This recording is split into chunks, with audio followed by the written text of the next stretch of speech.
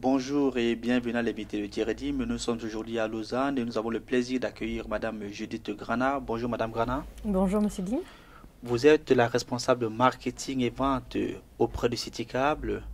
Avec le développement par exemple de la vidéo, avec l'envoi des fichiers de plus en plus volumineux, on se rend très vite compte que l'infrastructure actuelle n'est plus tenable. Et les entreprises ont peut-être besoin de passer vers quelque chose de plus rapide. Est-ce que le moment est vraiment venu pour les entreprises de basculer vers la fibre optique? Alors oui, en effet, peut-être pas pour toutes les PME, mais pour toutes les PME dont le besoin est d'envoyer des fichiers d'une certaine taille, d'avoir une certaine réactivité, d'avoir des gains d'efficacité, d'externaliser leur logiciel vers des data centers.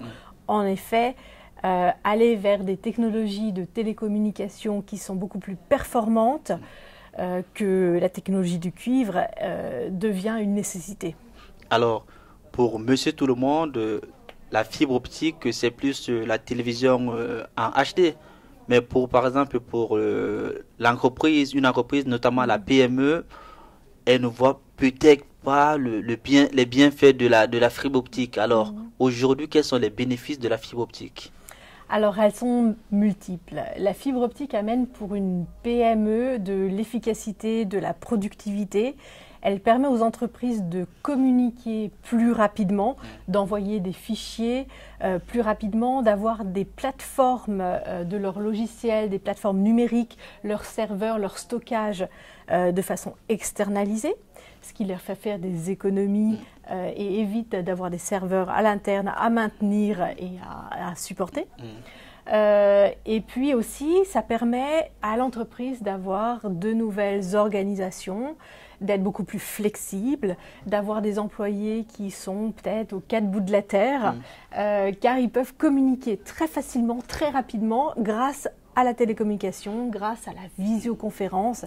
La fibre optique, dans ce sens, apporte un gain énorme. Mais est-ce qu'elle est agressive à toutes les PME? Par exemple, mon coiffeur, par exemple, est-ce qu'il a besoin d'avoir la fibre optique dans son salon de coiffure?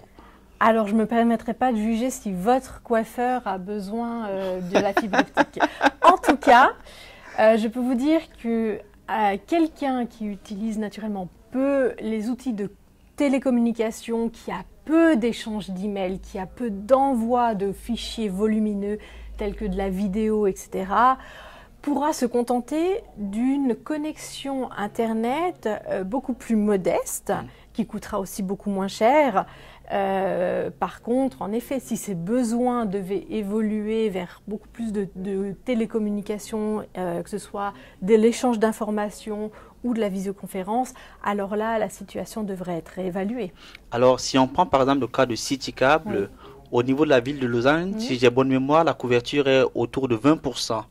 En FTTH, en effet, mais tout le reste est couvert à quasi 100% en câble coaxial, qui est une technologie qui permet actuellement des débits quasi identiques à la fibre optique. En d'autres termes, par exemple, une PME qui est hors de la zone couverte, elle ne pourra pas avoir accès à la fibre optique alors? Alors, il y a différents opérateurs en Suisse qui offrent la fibre optique. Nous ne sommes pas les seuls. Et il faut voir la carte de déploiement de chaque opérateur. En tout cas, si vous sortez de notre zone de Lausanne, en effet, vous ne trouverez plus CityCable, mais vous trouverez d'autres opérateurs qui offrent aussi la fibre optique. Alors, la question pour un chef d'entreprise, c'est toujours une question de prix. Oui. Combien est-ce que ça nous coûte, nous?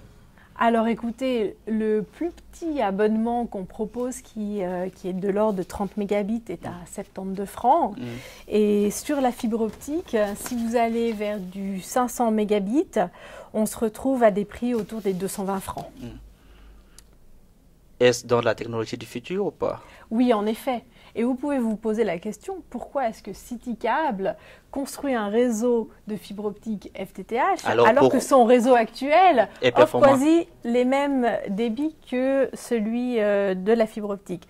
C'est un pari sur le futur. C'est pour se dire que au bout d'un moment, la technologie actuelle que nous avons sur notre réseau va arriver en bout de course, mais comme la construction d'un réseau de fibre optique prend du temps, il faut commencer maintenant, il faut anticiper pour dans 10 ans être là et proposer à ce moment-là à nos clients un réseau qui aura les performances attendues aussi bien pour regarder de la télévision, qui sera plus en HD mais qui sera sûrement en Ultra HD ou je ne sais plus quelle technologie, et aussi pour les entreprises pour supporter tous ces transferts de données, d'informations qui est nécessaire à une PME. Merci Madame Granat pour ces explications. Je vous en prie, Monsieur Lim. Quant à vous, nous vous donnons rendez-vous très prochainement avec un nouvel invité. Au revoir.